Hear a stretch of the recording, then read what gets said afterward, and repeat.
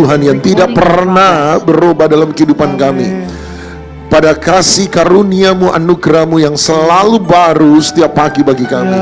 Kasih setia yang bisa kami pegang. Kasih setia yang lebih pasti daripada matahari yang terbit setiap hari. Kasih setia yang lebih pasti daripada segala sesuatu. Pada kasih setia-Mu itulah, kepada perjanjian-Mu itulah, kami mempercayakan hidup dan kehidupan kami di hadapan Tuhan. Bahwa Tuhan tidak pernah berubah. Tuhan tetap baik, Tuhan tetap luar biasa, Tuhan tetap perkasa, Tuhan tetap pegang kendali atas segala sesuatu, dan hidup kami aman dalam tangan Tuhan. Roh Kudus bekerja di tengah-tengah kami. Kami percaya kami perlu Engkau lebih dari segala-galanya. Bekerjalah dengan kuat kuasa-Mu, bekerjalah dengan kasih-Mu, terutama dengan kebenaran-Mu. Firman dan roh biarlah benar menjadi alat yang mentransformasi hidup kami menjadi semakin serupa dengan Kristus kekasih hati kami. Oleh sebab itu kami menundukkan diri kami di bawah suara kebenaran firman Tuhan. Biarlah firman-Mu berbicara lebih keras daripada emosi kami. Firman-Mu berbicara lebih keras daripada pikiran-pikiran lama manusiawi kami. Firman-Mu berbicara lebih keras daripada keegoisan kami, keserakahan kami, kepahitan kami, kekecewaan kami, kekhawatiran kami, ketakutan kami. Berbicara lebih keras daripada harga diri, rendah diri kami. Engkau berbicara lebih keras sehingga kami bukan hanya menjadi pendengar, tetapi kami menjadi pelaku-pelaku kebenaran. Di dalam nama Tuhan Yesus Kristus kami sudah berdoa. Dan setiap kita yang mengasihi Dia, sama-sama kita katakan amin, amin, amin. Silakan duduk. Shalom. Ya, saya sukacita untuk bisa berjumpa dengan Anda sekali lagi tanpa berpanjang lebar. Saya ajak kita untuk melihat Matius pasal 6 ayat yang ke-30. Matius pasal 6 ayat yang ke-30. Matius pasal 6 ayat yang ke-30. Matius pasal 6 ayat 30 berkata, "Jadi jika demikian Allah mendandani rumput di ladang yang hari ini ada dan besok dibuang ke dalam api, tidakkah Dia akan terlebih lagi mendandani kamu?" Sama-sama 1, 2, 3. "Hai orang yang kurang percaya." Nah, saya tidak tahu berapa banyak dari Anda yang familiar dengan Alkitab. Dan kalau Anda cukup familiar dengan Alkitab, Anda akan menemukan bahwa kalimat "kamu kurang percaya" adalah salah satu anak kalimat favorit, frase kata favorit yang biasa dipakai Tuhan Yesus untuk menegur murid-muridnya. Kenapa saya berkata demikian? Sebab kalau Anda periksa Injil Matius, Anda akan temukan ada 5 peristiwa yang berbeda di mana dia memakai kalimat ini menegur murid-muridnya dengan kalimat "oh little faith", kamu yang kurang percaya. Sama-sama bilang kurang percaya. Nah, tolong dibedakan antara tidak percaya dan kurang percaya. Saya percaya bahasa Indonesia Anda bagus-bagus semua. Dan Anda bisa membedakan antara tidak percaya dan kurang percaya. Tidak percaya berarti tidak punya iman percaya sama sekali. Tetapi kurang percaya berarti Anda dan saya punya iman, Anda dan saya punya percaya, tapi iman percaya yang kita miliki tidak mencapai standar seperti yang Tuhan mau. Sekali lagi ya. Kurang percaya, tidak punya iman. Tetapi kurang percaya, Anda dan saya punya iman, tetapi iman percaya yang kita miliki di dalam Yesus Kristus itu tidak mencapai standar seperti yang Dia mau. Nah, pertanyaannya adalah apa standar iman yang Yesus mau dimiliki oleh orang percaya? Nah, kalau Anda juga familiar dengan Alkitab, Anda akan menemukan paling tidak ada 3 peristiwa di mana Tuhan Yesus berkata dalam Injil. Dia berkata, kalau kamu punya iman sebesar biji sesawi. Jadi standar iman yang Tuhan Yesus mau adalah standar iman sebesar biji sesawi. Nah, pertanyaannya adalah apa itu iman sebesar biji sesawi? Orang berkata, oh gampang, biji sesawi adalah biji yang paling kecil. Berarti standar iman yang Tuhan mau adalah punya iman sekalipun kecil, sekecil biji sesawi. Nah, kalau ini benar, maka akan sangat ironis, bukan? Berarti standar iman paling kecil, standar iman paling bawah, standar iman paling minimal, kita ini seringkali tidak berhasil mencapainya. Itu ironis. Tetapi satu kali Roh Kudus mengajar saya, Matius 13 ayat 32.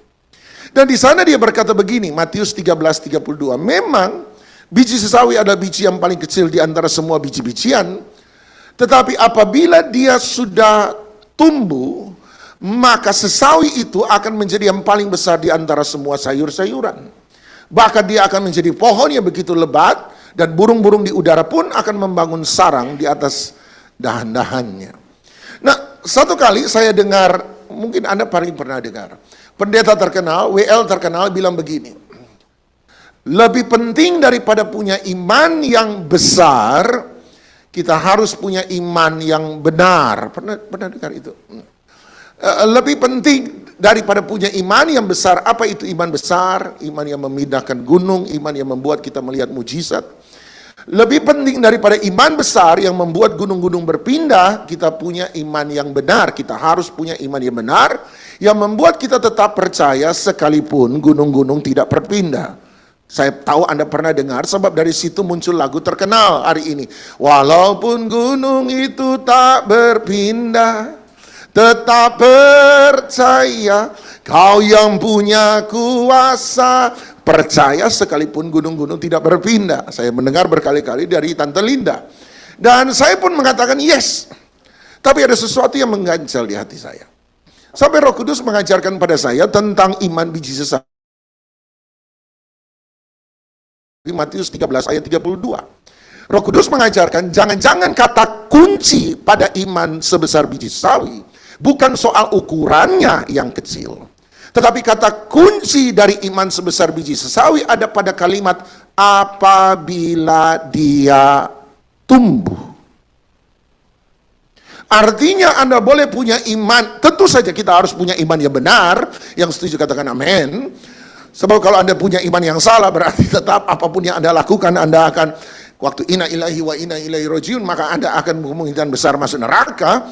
Tetapi Anda memang punya iman benar. Tapi kalau iman benar Anda itu kecil, dimulai dari kecil, jangan biarkan tetap kecil. Harus bertumbuh. Sama-sama bilang, iman yang benar harus bertumbuh menjadi besar. Sama-sama bilang, iman yang benar harus bertumbuh menjadi besar. Tuhan Yesus tidak memuji semua orang yang punya iman, tetapi dia selalu memuji semua orang yang punya iman yang besar. Dia berkata kepada seorang perempuan, ibu, besarlah imanmu. Kepada seorang perwira dia berkata, belum pernah aku melihat iman sebesar ini di antara, aduh enggak ada yang jawab. Belum pernah aku melihat iman sebesar ini di antara, nggak ada yang jawab. Kayaknya perlu ayat hafalan Pak Yo. Di antara orang Israel. Dia tidak memuji semua orang yang punya iman, tetapi dia selalu memuji semua orang yang punya iman yang besar. Sama-sama bilang, iman yang benar harus bertumbuh menjadi besar. Artinya dia berkata, hey, kamu sudah diajar oleh firman Tuhan. Kamu sudah mengalami pengalaman proses dalam kehidupan ini bersama-sama dengan Tuhan. Seharusnya ketika kamu diajar dan kamu mengalami proses kehidupan bersama dengan Tuhan, harusnya standar imanmu itu terus-menerus bertumbuh menjadi besar. Iman yang benar tidak boleh tetap kecil. Dia harus bertumbuh menjadi besar supaya dia dapat menjadi berkat bagi orang lain. Burung-burung di udara pun membangun sarang di atas dahan-dahannya. Sama-sama bilang terakhir kali, iman yang benar harus bertumbuh menjadi besar. Sekali lagi, iman yang benar harus bertumbuh menjadi besar. Amin. Jadi ketika dia berkata kamu kurang percaya, dia sementara bilang apa? Hei, kamu sudah diajar loh. Kamu sudah mengalami proses kehidupan loh. Harusnya imanmu tidak segini-gini tok. Harusnya imanmu sekarang bertambah besar hari lepas hari. Yang terakhir di antara yang paling terakhir, sekali lagi, iman yang benar harus bertumbuh menjadi besar. Nah, ada 5 peristiwa di mana dia menegur murid-muridnya dengan kalimat kamu kurang percaya. Ada 5 peristiwa. Yang pertama ada di Matius 6 ayat 30 yang kita baca tadi, tolong multimedia. Dan konteks apa Matius 6:30? Ayo, Matius 6:30 Tuhan Yesus sementara bicara soal apa? Perlu ayat hafalan ini kan. Matius 6:30 Tuhan Yesus sementara bicara soal apa? Matius 6:33 carilah dahulu Tuhan Yesus sementara bicara soal apa? Ampunilah mereka ya Tuhan. Pengajaran tentang apa? Kekhawatiran. Dia sementara bicara soal kekhawatiran. Jadi tanda pertama orang yang kurang percaya adalah orang itu khawatir. Sama-sama bilang orang yang khawatir tandanya kurang percaya. Orang yang tidak percaya pasti khawatir, tapi orang yang kurang percaya juga khawatir. Jadi selama Anda masih khawatir, oh saya percaya Yesus, tapi kalau Anda masih khawatir, itu tandanya Anda kurang percaya. Lihat kiri, lihat kanan, cari muka yang paling menderita, bilang sama muka paling menderita, jangan khawatir. Amin. Nah, kenapa seseorang khawatir? Lihat Matius 6:30. Perhatikan, tetapi carilah dahulu kerajaan Allah. Oh, 33 ini brother. 30 ayat 30. Ayat 3. Jadi jika demikian Allah mendandani rumput di ladang yang hari ini ada dan besok dibuang ke dalam api. Perhatikan sama-sama 1 2 3. Tidakkah Dia akan terlebih lagi mendandani kamu? Perhatikan kata terlebih. Saya tidak tahu, coba Anda periksa dalam Matius 6, pengajaran tentang hal kekhawatiran. Perhatikan berapa kali Tuhan Yesus berkata, kamu lebih. Kamu lebih, kamu lebih. Nanti kalau Anda punya waktu luang pulang ke rumah, tolong Anda periksa Alkitab Anda, coba cek berapa kali ada kata lebih dalam pengajaran hal kekhawatiran.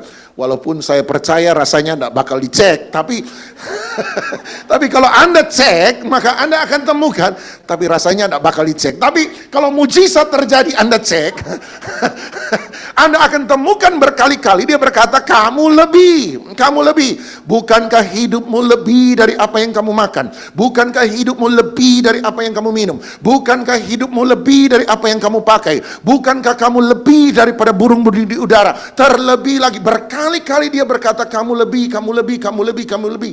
Kenapa? Sebab orang yang khawatir, sama-sama bilang orang yang khawatir, adalah orang yang menaruh nilai kehidupannya kepada kepemilikannya secara materi atau jasmani.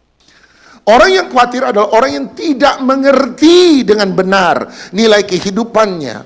Sebab orang yang khawatir adalah orang yang menaruh nilai hidupnya kepada hal-hal materi atau jasmani yang dia miliki. Orang yang khawatir adalah orang yang menaruh nilai hidupnya kepada hal-hal materi jasmani yang dia miliki. Dan ketika hal-hal materi dan jasmani yang dia miliki terancam menjadi kurang atau menjadi hilang, maka dia akan menjadi khawatir. Orang yang khawatir adalah orang yang menaruh nilai hidupnya kepada mahalnya merek baju yang dia pakai. Kalau pakaiannya Chanel 1N, bangga. Chanel 2N, pasti KW. Hermes, wah, bangga. Kremes, loyal. Prada nggak pakai H, bangga. Prada pakai H, bagian lain dari Surabaya. Prada. Jadi orang yang khawatir adalah orang yang menaruh nilai hidupnya pada mahalnya mobil yang dia kendarai, mahalnya rumah yang dia tinggali, bling-bling perhiasan yang dia kenakan, pada banyaknya uang di deposito dan tabungan yang dia miliki, pada tingginya karir yang dia capai, besarnya kesuksesan yang dia miliki, banyaknya perusahaan dan pegawai yang dia gaji. Orang yang khawatir adalah orang yang menaruh nilai kehidupannya kepada kepemilikan materi dan jasmani. Semakin banyak materi yang dia miliki, semakin banyak hal-hal jasmani yang dia punyai, maka dia akan makin merasa bernilai dan dia akan rela bahkan sikut kanan, sikut kiri, tipu sana, tipu sini, nyuri situ, nyuri sana, sombong ini, sombong itu, sebab dia mau mengumpulkan lebih banyak dengan pemikiran tanpa sadar bahwa makin banyak yang saya miliki, semakin bernilailah hidup saya. Bahayanya adalah bukan hanya dia menilai hidupnya dari mahalnya merek baju yang dia pakai, tapi dia mulai menilai hidup orang lain dari mahalnya baju yang orang itu pakai. Dia bukan hanya menilai hidupnya dari mahalnya mobil yang dia kendarai, tapi dia pun mulai menilai hidup orang lain dari mahalnya mobil yang orang itu kendarai. Bukan hanya dari mahalnya rumah yang dia tinggali, tapi dia mulai menilai orang lain dari mahalnya rumah yang orang itu tinggali, dari banyaknya uang yang orang itu miliki, dari tingginya jabatan yang orang itu punya, dari besarnya kekuasaan yang orang itu miliki. Dan tanpa sadar kita memperlakukan mereka yang kaya lebih baik daripada mereka yang berkekurangan. Orang khawatir. Orang khawatir, kata Tuhan Yesus adalah, tolong ayatnya, sebab dia tidak mengerti nilai hidupnya. Sama-sama bilang tidak mengerti nilai hidupnya. Jadi akar kekhawatiran adalah tidak mengerti hidupnya. Kenapa tidak mengerti hidupnya? Nilai hidupnya, lihat ayat 31 sekarang. Lihat Matius 6 ayat 31. Sebab itu janganlah kamu khawatir dan berkata, apakah yang akan kami makan? Apakah yang akan kami minum? Apakah yang akan kami pakai? Lihat ayat 32, Matius 6, 32. Semua itu dicari bangsa-bangsa yang tidak mengenal Allah. Kenapa orang khawatir? Tidak mengerti nilai hidupnya. Kenapa orang tidak mengerti nilai hidupnya, Pak? Sebab dia tidak mengenal Allah yang dia percayai. Dia tidak mengenal. Apa hubungannya pengenalan akan Tuhan, pengenalan akan Allah dengan nilai kehidupan kita sendiri? Perhatikan baik-baik ibu-ibu, catat baik-baik, konsentrasi penuh. Sebab cara kita berhubungan dengan Tuhan akan menentukan bagaimana kita memandang diri sendiri, dan bagaimana cara kita memandang diri sendiri akan menentukan bagaimana kita memperlakukan orang lain. Pak Doni, pelan-pelan, jangan persneleng 5. Oke. Bagaimana kita berhubungan dengan Tuhan akan menentukan bagaimana kita memandang diri sendiri, dan bagaimana cara kita memandang diri sendiri akan menentukan bagaimana kita memperlakukan orang lain. Dengan kata lain, bagaimana Anda memandang Tuhan, berhubungan dengan Tuhan akan menentukan bagaimana Anda berhubungan dengan diri sendiri, dan bagaimana cara Anda berhubungan dengan diri sendiri akan menentukan bagaimana cara Anda berhubungan dengan orang lain. Sebab Tuhan Yesus berkata, nomor 1, kasihilah Tuhan Allahmu dengan segenap hatimu, dan nomor 2 setelah itu adalah kasihilah sesamamu manusia seperti dirimu sendiri. Mana lebih dulu, hubungan dengan manusia atau hubungan dengan diri sendiri? Kasihilah sesamamu manusia seperti dirimu sendiri. Berarti mana lebih dahulu? Punya kasih yang benar kepada sesama manusia, atau lebih dulu punya kasih yang benar terhadap diri sendiri? Diri sendiri. Berarti dia berkata hubungan dengan Tuhan akan menentukan hubungan kita dengan diri sendiri, dan hubungan kita dengan diri sendiri yang sehat dan benar akan menentukan hubungan kita dengan orang lain. Jadi kalau Anda anggap Tuhan itu kaku dengan aturan, maka Anda akan menuntut diri Anda untuk kaku dengan aturan. Dan kalau Anda sendiri kaku dengan aturan, Anda akan menuntut orang lain untuk kaku dengan aturan.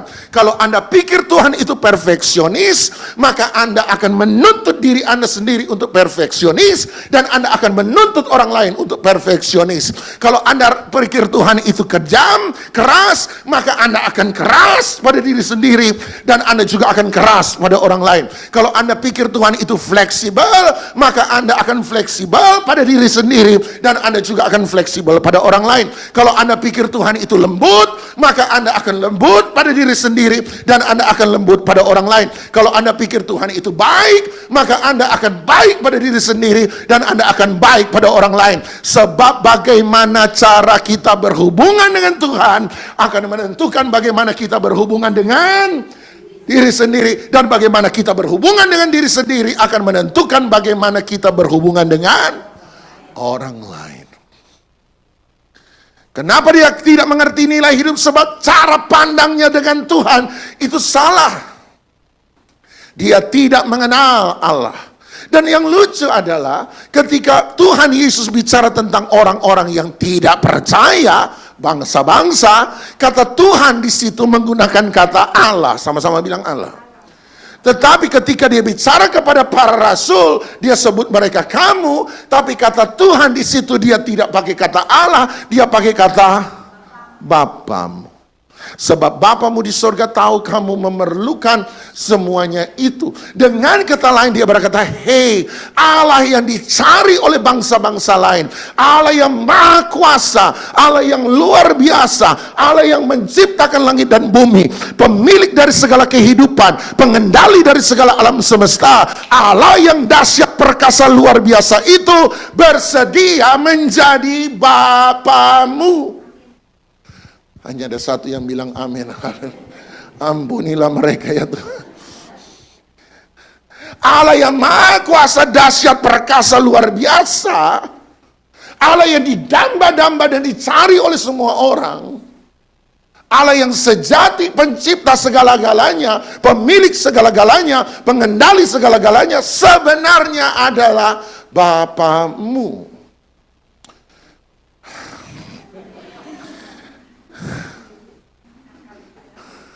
Sabar.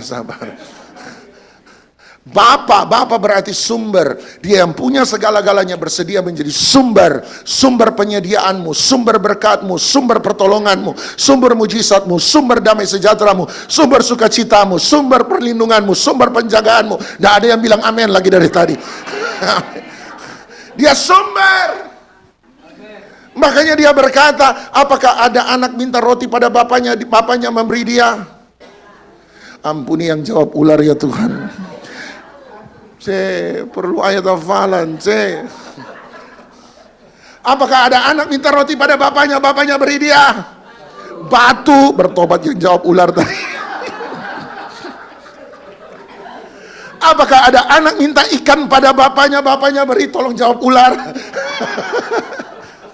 Dengar, apakah ada anak minta telur pada bapaknya beri dia? Perlu ayat hafalan. Ada yang jawab ayam. Ayo. Oh Yesus. Habis selesai khotbah, awas Anda dihantam celinda semua. Malu-maluin. Anak minta telur pada bapaknya beri dia kala jengking. Kemudian dia berkata, kalau Bapamu di dunia ini saja tahu memberi yang baik bagi anak-anaknya, apalagi.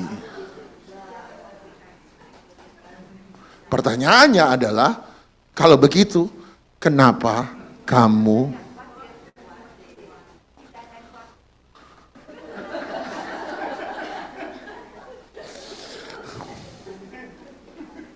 sabar?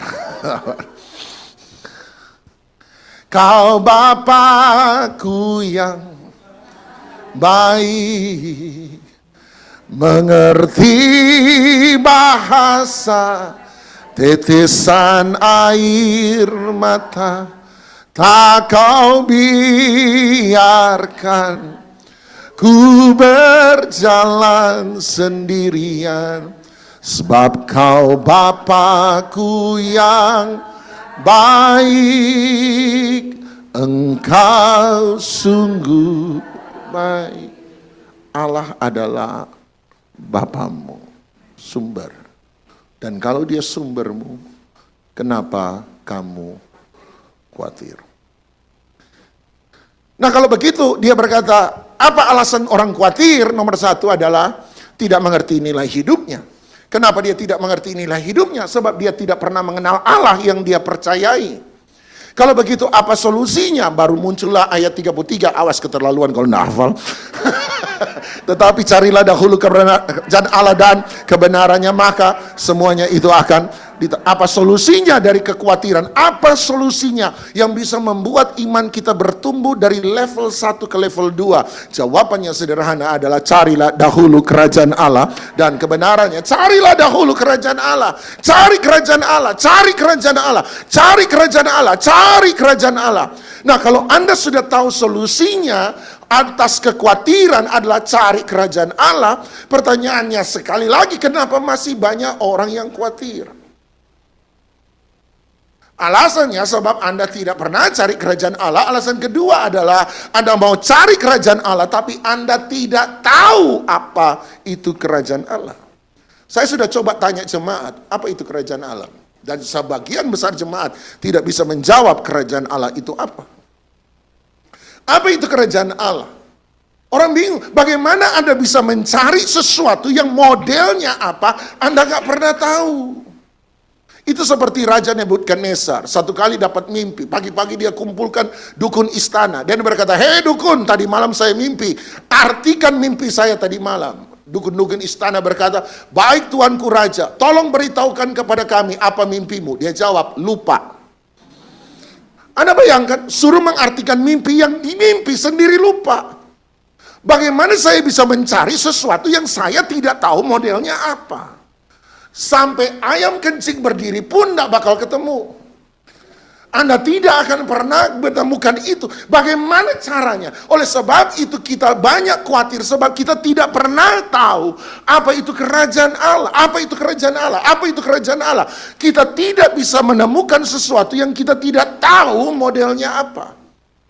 Paulus mengerti kesulitan kita, makanya Roma 14 ayat 17 berkata ayat terkenal, sebab kerajaan Allah bukanlah soal makanan dan minuman, puji Tuhan masih ada yang hafal, melainkan sebab soal kebenaran, damai sejahtera, dan sukacita. Jadi ketika dia berkata carilah kerajaan Allah, yang dimaksud oleh Tuhan Yesus kata Paulus adalah carilah kebenaran, carilah damai sejahtera, carilah sukacita. Sama-sama bilang kebenaran, sama-sama bilang damai sejahtera, sama-sama bilang sukacita. Kebenaran menjadi esensi sebab Tuhan Yesus menekankan kebenaran dalam Matius 6:33, kerajaan Allah dan kebenarannya. Kenapa kebenaran jadi esensi? Sebab kalau Anda hidup dalam kebenaran, sama-sama bilang hidup dalam kebenaran, Anda hidup dalam kekudusan, sama-sama bilang hidup dalam kekudusan, dan Anda hidup dalam ketaatan, sama-sama bilang ketaatan, sama-sama bilang kebenaran, sama-sama bilang kekudusan, sama-sama bilang ketaatan, dan hasil dari hidup dalam kebenaran, kekudusan, dan ketaatan, damai sejahtera dan sukacita Tuhan akan melimpah-limpah dalam kehidupanmu. Dan orang yang melimpah-limpah dalam damai sejahtera dan sukacita tidak akan khawatir. Kenapa? Sebab orang yang hidupnya penuh dengan damai sejahtera dan sukacita tidak mengeluh dalam segala hal, tetapi dia justru akan bersyukur dalam segala hal.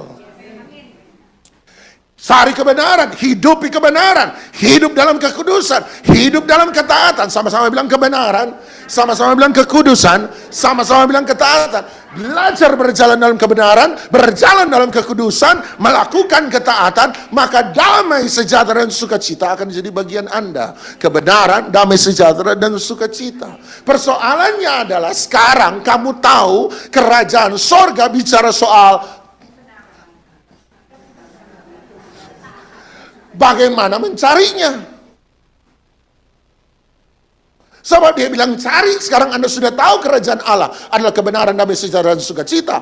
Bagaimana carinya? Paulus mengerti kesulitan kita dan dia berkata, hei gampang. Kebenaran, damai sejahtera dan sukacita berasal dan bersumber hanya dikerjakan oleh, berarti cari Roh Kudus. Berjalan bersama dengan Roh Kudus. Hidup bersama dengan Roh Kudus, dipimpin oleh Roh Kudus. Makanya Paulus yang menulis Roma 14:17 adalah Paulus yang sama yang bicara di Galatia 5 ayat 16 dan berkata semua orang yang hidup oleh Roh berarti dipimpin oleh Roh, dan mereka yang dipimpin oleh Roh tidak lagi hidup menurut keinginan-keinginan daging, melainkan keinginan-keinginan Roh. Berarti hidup cari Roh Kudus, berjalan dengan Roh Kudus adalah Anda tidak lagi hidup menurut keinginanmu sendiri, hidup bukan menurut kehendakmu sendiri, hidup bukan menurut maumu sendiri, hidup bukan menurut suka-sukamu sendiri, tapi Anda mulai hidup menurut maunya Tuhan, kehendaknya Tuhan, keinginannya Tuhan, agendanya Tuhan, mau-maunya Tuhan. Makanya doa Bapa kami, keterlaluan lagi kalau tidak hafal, awas. Bapa kami yang di sorga, namamu datang. Bagaimana kerajaan Allah bisa datang? Kerajaan sorga bisa hadir dalam hidup kita. Caranya, jadilah kehendakmu di bumi dalam hidup saya. Seperti setiap kali kita hidup melakukan kehendak Tuhan di bumi dalam hidup kita, maka di waktu yang sama kerajaan sorga sementara hadir dalam hidup Anda dan saya. Haleluya. Level pertama adalah carilah kerajaan sorga. Artinya berjalan dalam kebenaran, hidup dalam kekudusan, hidup dalam ketaatan, sehingga engkau akan melihat damai sejahtera dan sukacita Tuhan melimpah-limpah dalam kehidupanmu. Lakukan itu, jalan dengan Roh Kudus. Dia berkata, kalau kamu lakukan kehendakmu, kamu tanggung jawab hidupmu sendiri. Siapa yang tolong saya kalau saya susah? Tolong diri sendiri. Siapa yang jaga saya kalau saya perlu? Jaga diri sendiri. Siapa yang berkati saya? Berkati diri sendiri. Siapa yang gaji saya? Gaji diri sendiri. Tapi kalau Anda lakukan kehendak Tuhan, siapa yang tolong saya? Tuhan. Siapa yang berkati saya? Tuhan. Siapa yang jaga saya? Tuhan. Siapa yang gaji saya? Tuhan. Siapa yang lindungi saya? Tuhan. Siapa yang kasih damai sejahtera? Tuhan. Siapa yang kasih sukacita? Tuhan. Amin. Tuhan. Sebab Anda sementara melakukan kehendak Tuhan.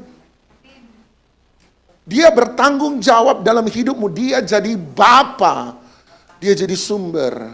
Dan kembali lagi, kalau dia yang tanggung jawab hidup kita, kenapa kamu? Matius 8 ayat 23, kasus kedua. Saya masih ada waktu selesai mungkin. Belum. Kalau kepanjangan marah yang bilang belum. Matius 8 ayat 23, kasus kedua. Matius 8:23, Tuhan Yesus tidur di saat badai. Kenapa dia tidur di saat badai? Sebab dia sementara melakukan kehendak Bapa. Sekalipun di tengah-tengah badai ada damai sejahtera dan sukacita ketika kita melakukan kebenaran, dan Anda bisa tidur sekalipun di tengah-tengah badai. Matius 8:23, lalu Yesus naik ke dalam perahu dan murid-muridnya pun, sekarang mereka belajar dari Matius 6. Apa solusi, apa jawaban supaya iman saya bertumbuh? Cari Roh Kudus, jalan sama-sama Roh Kudus, ikut Roh Kudus. Dan mereka pun belajar, kita harus ikut Yesus. Apa yang Yesus mau, kita kerjakan. Apa yang Yesus mau bawa kita kemana, kita ikuti. Mereka mengikuti Yesus. Mereka belajar Matius 6:33.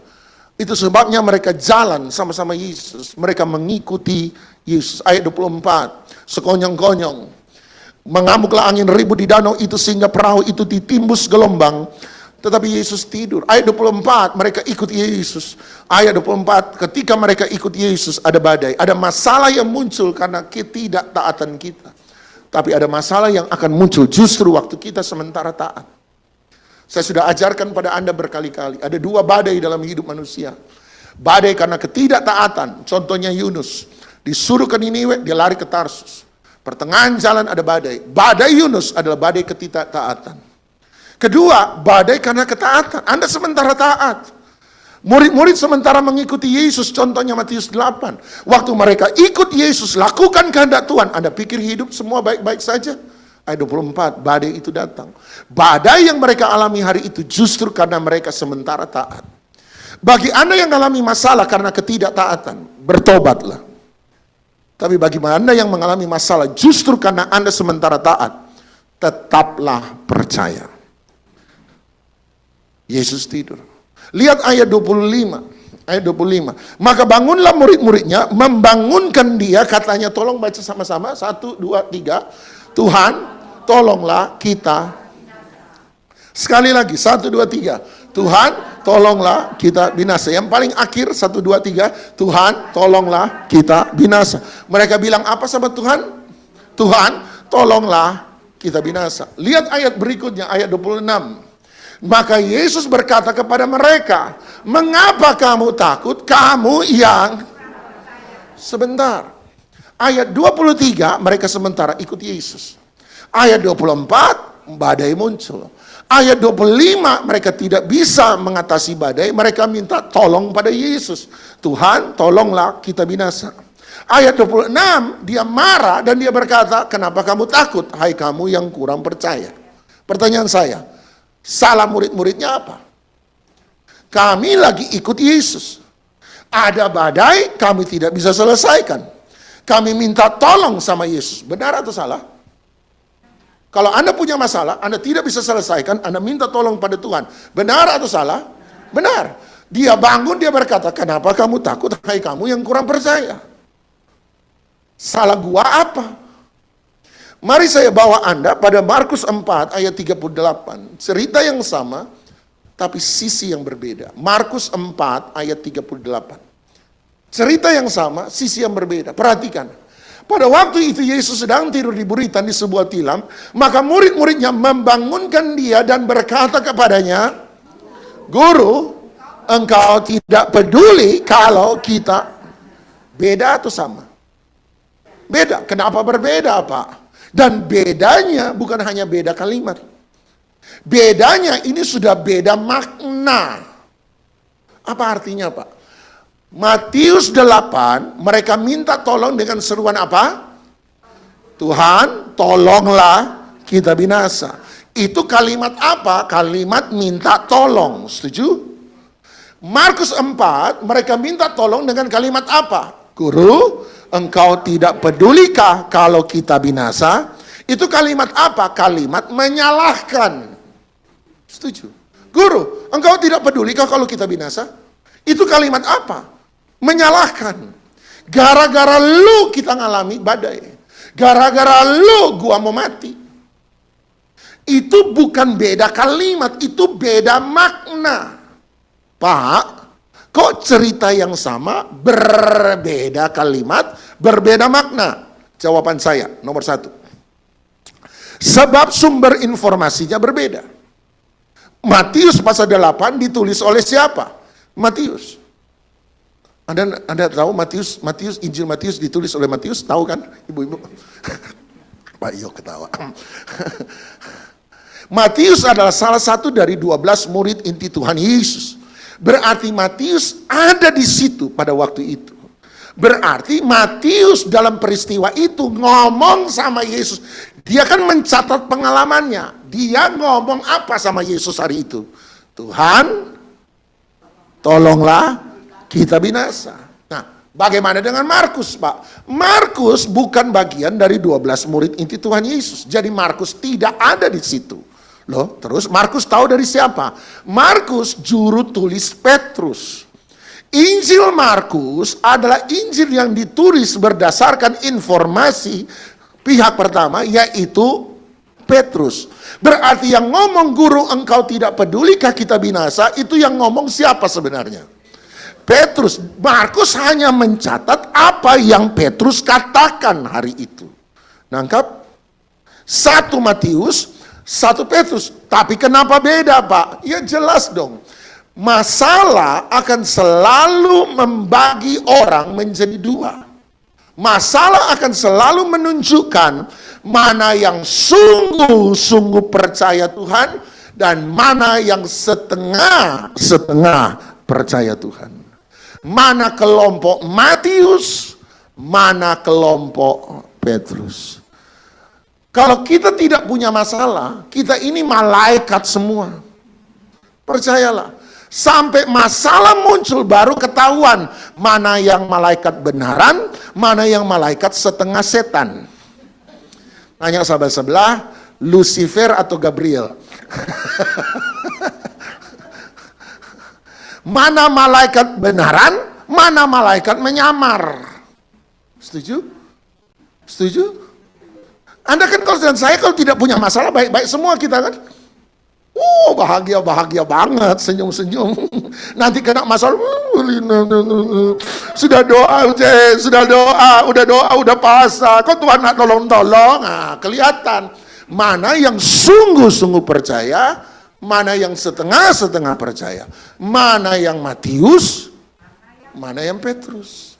Mana yang Gabriel, Lucifer.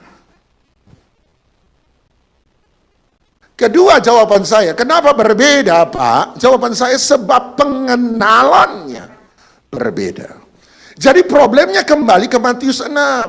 Problem pengenalan. Apa maksud Pak Doni? Pengenalannya berbeda. Perhatikan, Matius pasal 8 ayat yang ke-26, Matius 8:26, mereka 25. Tolonglah kita binasa. Berarti mereka panggil Yesus dengan sebutan apa?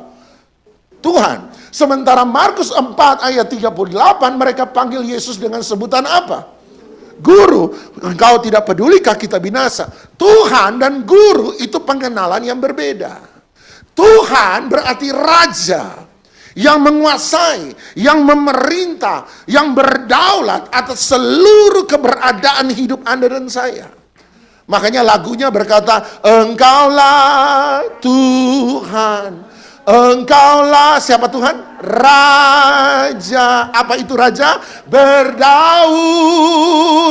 atas hidupku. Dan orang yang kenal Tuhan, raja, dia akan berkata apa? Ku berserah. Kalau dia jadi Tuhan raja dalam hidup kita, Anda menyerahkan seluruh hidup dan nyawa Anda pada Tuhan. Tuhan tolong, puji Tuhan. Tuhan tidak tolong, nyawa saya memang sudah punya Tuhan. Cuma 5 yang siap mati kayaknya. Setan tidak bisa mengintimidasi kita dengan kematian.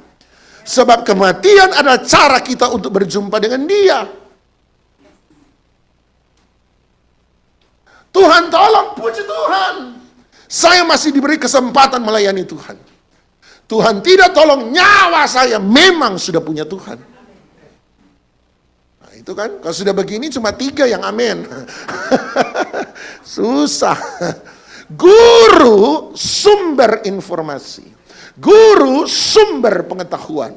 Guru standar etika dan moral. Kalau firman Tuhan hanya sekedar informasi, pengetahuan, standar etika dan moral, maka ketika Anda mengalami masalah yang tidak bisa Anda selesaikan, Anda pada ujungnya akan selalu menyalahkan Tuhan. Sekarang firman Tuhan berdaulat jadi raja dalam hidup kita, atau firman Tuhan hanya sumber informasi, hanya sumber pengetahuan. Saya tidak setuju Bible study hanya sekedar mengajar pengetahuan. Bible study dalam Alkitab menurut saya adalah alat untuk mentransformasi orang untuk menjadi semakin serupa dengan Yesus. Sebab dia bukan guru saja, dia Tuhan yang berdaulat dalam hidup kita. Ini masalah pengenalan. Saya tunjuk Matius 8 ayat 27, tolong bro. Matius 8 ayat 27, ini masalah pengenalan. Dan mereka berkata seorang kepada yang lain, orang apakah dia itu? Belum muncul ayatnya. Matius, oke. Dan heranlah orang-orang itu, katanya sama-sama bilang, orang apa? Mereka berarti kan tidak kenal Yesus yang ayat 23 mereka ikuti. Bu, inilah persoalan kita hari ini. Kita mengikuti Yesus yang tidak pernah kita kenal. Kenapa mereka tidak kenal? Lihat, dia berkata, sehingga angin dan danau pun taat kepadanya. Jadi ini pemikiran Petrus. Yesus kalau bicara soal kesembuhan, talk chair kecap nomor 1, nggak ada lawannya. Sebab dia sudah lihat, orang buta melihat, orang lumpuh berjalan, orang tuli mendengar, orang bisu berbicara, orang kusta ditahirkan, orang mati dibangkitkan.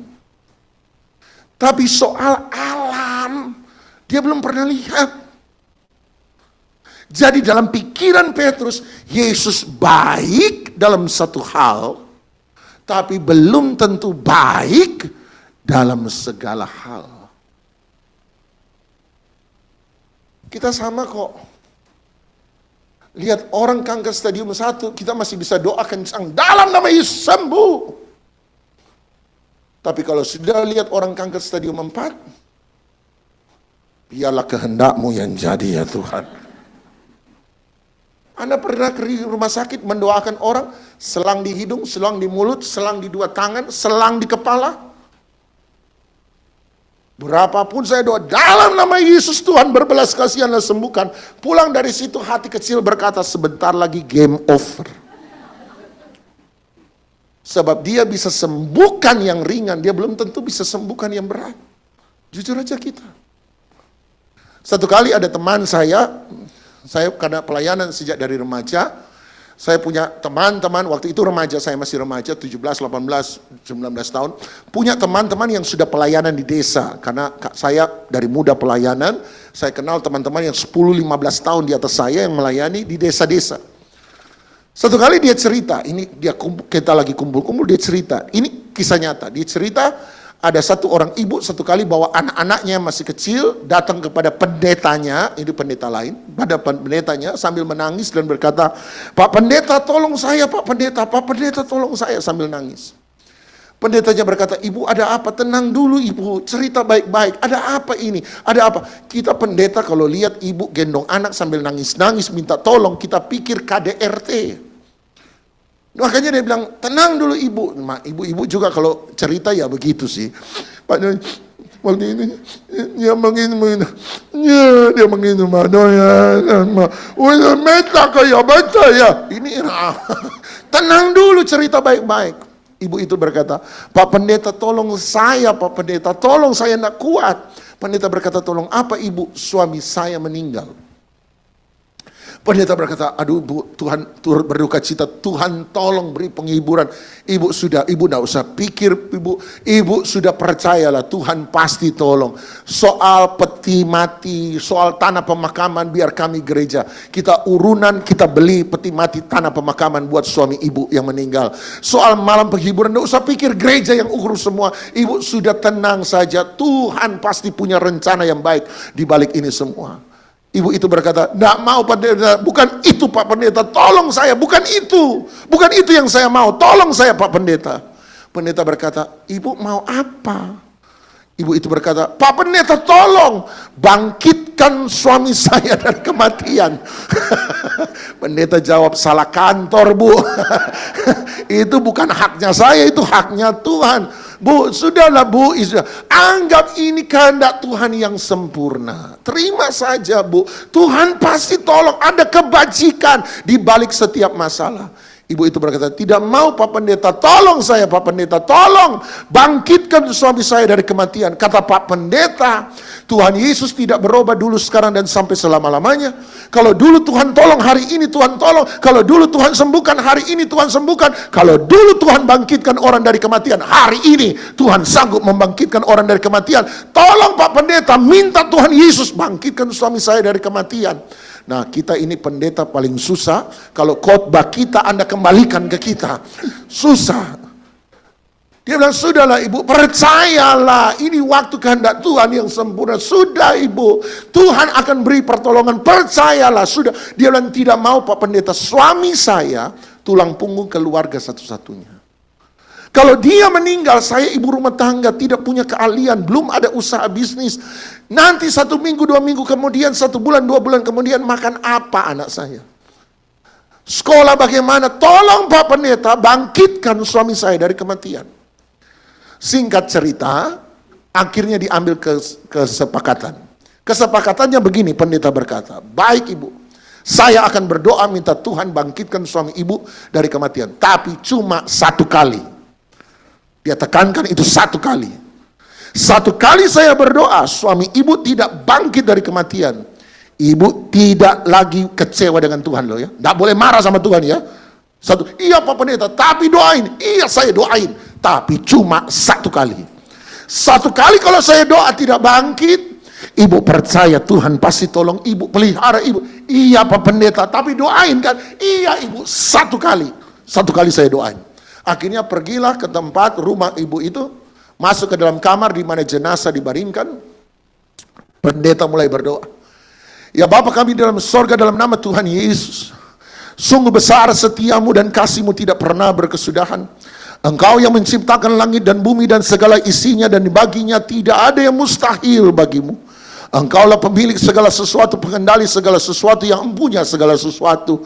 Tuhan yang layak disembah oleh langit dan bumi." Kita pendeta kalau disuruh doa yang susah-susah, sengaja kita panjang-panjangin memang. Apalagi saya itu bekas GPDI, jadi latar belakang masa kecil GPDI, yang kalau doa ada tambahannya getar-getar. "Oh Tuhan, oh Yesus, Engkaulah yang empunya." Gereja lain 5 menit selesai, kita 15 menit nak selesai. "Oh Sebab makin bergetar makin tokser. Tapi kan tetap harus berdoa kan. Akhirnya pendetanya singkat cerita berdoa begini. Hamba berdiri di atas kebenaran otoritas firman Tuhan dengan kuasa nama Yesus yang tidak pernah berubah. Hamba berseru di dalam nama Tuhan Yesus Kristus. Roh Bapa ini masuk kembali ke dalam tubuhnya, hidup dalam nama Yesus, bangkit. Dan menurut kesaksian teman saya, ini true story, dia bilang hidup, waktu dia bilang kembali hidup, ini mata mayat terbuka. True story. Setelah buka, dia duduk. Anda mau tahu, orang pertama yang lari dalam peristiwa itu siapa? Pendetanya. Sebab dia buka mata, mayat sudah duduk. Dia lari nomor satu. Kita ketawa. Berarti pendeta tidak percaya Tuhan jawab doanya. Tapi waktu saya pulang ketawa, Roh Kudus bicara di hati.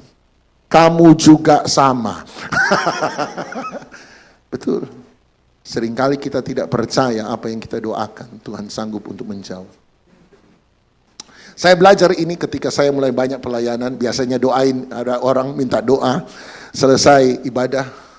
Nah, satu kali saya selesai ibadah, ada seorang ibu datang pada saya, Pak Doni. Nah, beberapa waktu yang lalu saya pelayanan di gereja itu, dia juga minta doa. Jadi bilang, Pak Doni, saya bilang, ibu gimana? Kasus terakhir gimana? Tuhan sudah tolong? Dia, puji Tuhan, saya cari-cari memang Pak Doni. Saya mau cerita Pak Doni. Aduh Pak Doni, saya sampai kaget luar biasa. Waktu Tuhan tolong saya kaget Pak Doni. Saya bilang, ibu sebelum ibu cerita, tolong jelaskan sama saya. Ibu waktu itu berdoa minta apa? Minta Tuhan tolong. Kenapa ketika Tuhan tolong, ibu bilang saya sampai kaget? Berarti ibu tidak percaya Tuhan sanggup tolong ibu. Kita bilang kita percaya Tuhan, tapi kita tidak percaya Tuhan sanggup jawab doa kita. Kita bilang kita percaya pada kekudusan Tuhan, tetapi kenapa dalam ibadah atau dalam firman Anda main handphone, Anda tidur? Anda bilang Anda percaya kebenaran firman Tuhan, tapi kenapa Anda tidak pernah lakukan? Namanya meremehkan Tuhan. Sama-sama bilang meremehkan Tuhan. Tanda pertama orang yang kurang percaya khawatir. Tapi tanda kedua orang kurang percaya meremehkan Tuhan. Percaya Tuhan lakukan satu hal, tapi tidak lagi percaya Tuhan sanggup lakukan semua hal.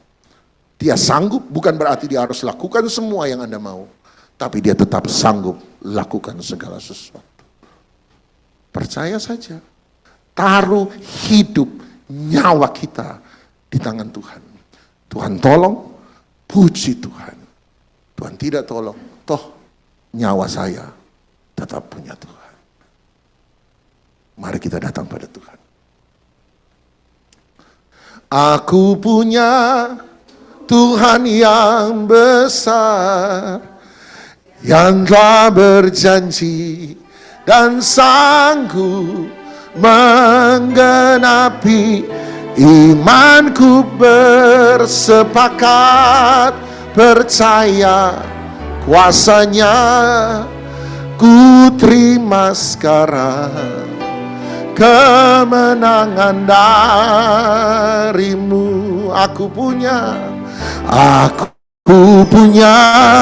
Tuhan yang, saya serahkan pekerjaan selanjutnya, yang telah berjanji dan sanggup menggenapi.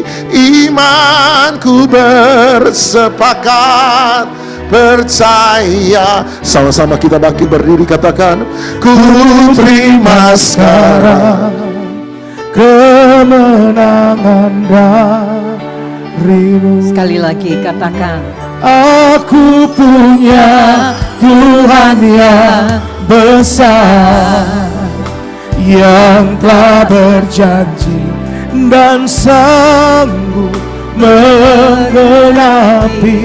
Imanku bersepakat percaya kuasanya, ku terima sekarang. katakan ku terima sekarang. Ku terima. Yes Lord, ku terima sekarang. Ku terima sekarang kemenangan kemenangan bagimu.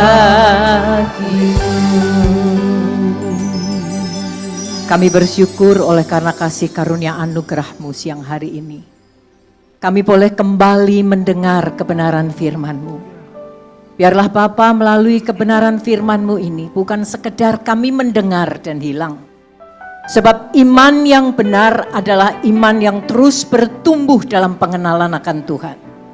Sekecil apapun iman, kalau iman itu hidup, dia pasti bertumbuh menjadi besar. Sehingga iman kami yang kecil menjadi yang besar. Ketika iman yang besar mengenal kebenaran firman-Mu, kami boleh terus bertumbuh dalam pengenalan akan Tuhan. Sehingga iman kami yang besar pun akan menjadi iman yang benar. Itu sebabnya Bapa, terima kasih buat siang hari ini. Meteraikan di dalam setiap kehidupan kami, bukan sekedar mendengar, tapi kami mau menaruh setiap kebenaran firman-Mu di dalam hati kami. Dan Roh Kudus menolong kepada setiap kami untuk memampukan kami melakukan kebenaran firman-Mu. Terima kasih Bapa, Engkau memberkati Pak Doni yang sudah menjadi berkat buat setiap kami siang hari ini. Biarlah melalui firman Tuhan kami terus dibentuk, kami terus bertumbuh dalam pengenalan akan Engkau. Sehingga menghadapi apapun yang boleh terjadi dalam kehidupan kami tetap percaya bahwa Engkau Allah yang besar, Allah yang senantiasa menyertai dalam setiap kehidupan kami. Amin. Terima kasih Bapa, Engkau memberkati dalam setiap pelayanannya di dalam keluarganya. Biarlah boleh memberitakan kebenaran firman Tuhan yang sejati. Sehingga banyak jiwa-jiwa boleh semakin mengenal Engkau Bapa di dalam setiap pelayanannya. Terima kasih Bapa. Di dalam nama Yesus kami berdoa, kami mengucap syukur. Haleluya. Yang percaya katakan amin. Silahkan duduk.